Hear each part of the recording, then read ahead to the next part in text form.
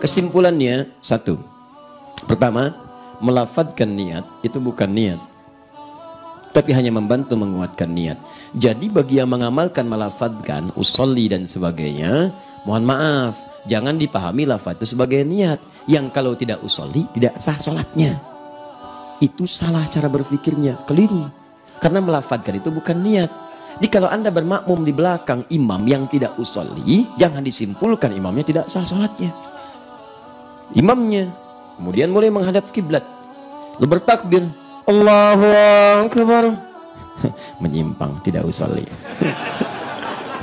Kenapa? Karena umumnya tidak berkata saya akan sholat, dia cuma berkata Allahu Akbar. Usolli itu kan saya akan sholat, dia tidak berniat tuh, tidak usolli, dianya Allahu Akbar. Dia lupa kalau sholat dibuka dengan kalimat Allahu Akbar. Niatnya di dalam hati. Siapa yang bilang? Nabi yang menyampaikan itu. Contohnya Imam Asy-Syafi'i bahkan menuliskan dalam kitabnya. Jadi begitu mengatakan Allahu Akbar, hatinya mengiringi dengan niat. Jelas? Yang kedua, lafaz ini sebetulnya tidak diatur dalam kalimat-kalimat yang khusus. Ya, kenapa? Karena dikaitkan dengan ibadah yang dikerjakan. Karena itu sepanjang lafaznya ada untuk menguatkan, silahkan. Makanya orang Arab pakai bahasa Arab. Sholli fardhu subhi, ya kan?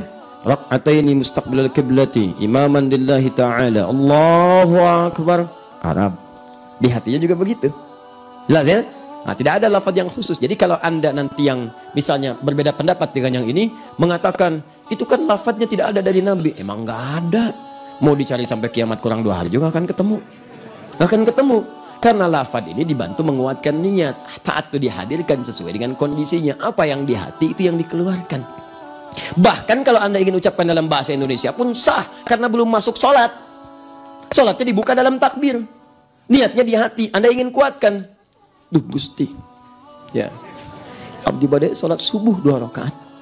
Nyuhunkan khusyuk ya Allah. Sebagai makmum lillahi ta'ala. Allahu Akbar. Hati mengikuti. Kemudian bertakbir, sah sholatnya. Jangan katakan itu tidak sah karena nggak pakai usolli. Itu bahasa Arabnya usolli. Kan fardhu subhi rak'ataini mustaqbilal qiblati ma'muman lillahi ta'ala. Paham di sini? Kalau kita menguasai banyak bahasa juga enak, kan? Bahasa Arab kuasai, bahasa Indonesia pahami, bahasa Inggris itu kan kuasai, bahasa Jepang, bahasa Sunda, hebat. Di terjemahan bisa berbagai bahasa. Die hard, hesepae. Die hard tu can pae kene. Die hard tri tu pae. Misalnya.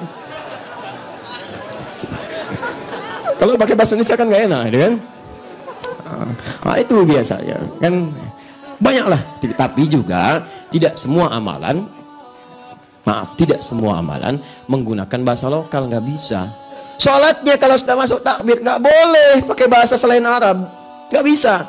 Karena itu langsung diberi petunjuk langsung dengan lafadznya, bahasa nabinya. Awas, bahasa nabinya, lihat, sallu kama ra'aitumuni usolli. Sholatlah kalian seperti melihat saya sholat. Bagaimana caranya? Saat dimulai dari awal sampai akhir ikuti Nabi. Di luar kasus yang terjadi pada zaman Nabi, silahkan di luar sholat, boleh. Tapi dalam sholat, tidak. Karena semua bacaan mesti sama dengan Nabi. Jangankan Anda mengucapkan dalam bahasa yang lain, diterjemahkan pun nggak boleh. Nggak boleh, awas. Sekarang banyak yang kreatif tuh. Itu dosa tuh. Penerjemahnya, orang sholatnya, macam-macamnya. Ini ada imam sholat, sampingnya penerjemah. Bayangkan. Apa Allah nggak paham dengan bacaan Anda? Yang lain bisa. Kenapa cuma Anda yang nggak paham dengan bacaan itu? Allahu Akbar, Allah Maha Besar. Bayangkan, saya nggak kebayang kalau yang nggak bisa bahasa Indonesia dibawa ke daerah pedalaman di Sunda, diterjemahkan sama Sunda. Allahu Akbar, Gusti Anu Agung. Betawi yang nggak bisa bahasa Indonesia, Allahu Akbar, Tuhan gua gede. Kacau ibadah itu, dan itu nggak benar. Itu nggak benar. Hilangkan coret yang seperti ini. Paham seperti ini? Kesimpulan yang pertama, apakah melafadzkan niat bagian dari niat? Bukan. Melafadzkan niat itu bukan niat. Melafadzkan niat untuk menguatkan niat. Kalau tidak melafadzkan, apakah sah sholatnya? Sah sholatnya. Kalau tidak berniat tapi melafadzkan, apakah sah sholatnya? Mustahil. Bagaimana bisa melafadzkan kalau nggak ada niatnya?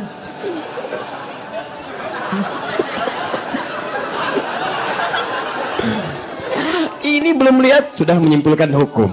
Yang ini menyimpulkan hukum pada sesuatu yang kita tidak pahami.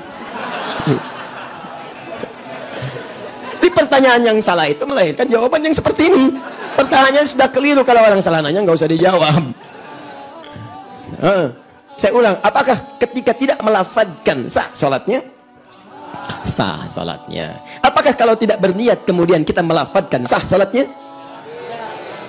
Tidak. Sah sholatnya, mustahil seseorang melafadzkan kalau tidak berniat. Cerna dengan baik, cerna dengan baik, cerna. Jangan tersesat walaupun di jalan yang benar. Ya.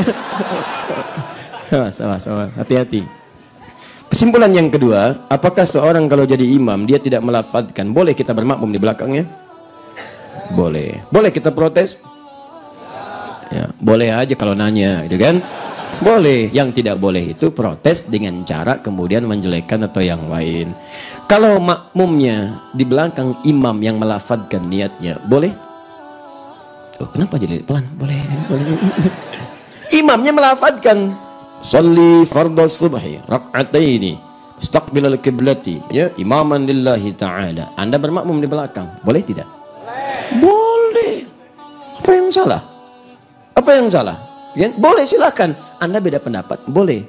Tapi Anda mesti tahu yang beda pendapat dengan Anda pun punya dalil. Kita hormati dalilnya. Hormati dalilnya. Kalau Anda merasa saya nggak tentram Ustadz, belajar dulu supaya tentram. Dalam rangka belajar itu, sholatnya mungkin cari dulu di tempat lain dengan imam yang tidak melafadzkan. Setelah paham pelajarannya, silahkan kembali ke jalan yang benar. Jalan yang benar itu bukan makmum di belakang orang yang melafadzkan. Maksudnya kembali ke jalan yang benar dengan pemahaman yang benar. Kalau ada yang begini dalilnya ada, tenang. Kalau yang begini dalilnya ada, tenang. Ya, zuhur imam dilafadzkan, tidak dilafadzkan, benar. Yang salah, yang tidak sholat atau sholat yang tidak berniat. Itu salah. Jelas?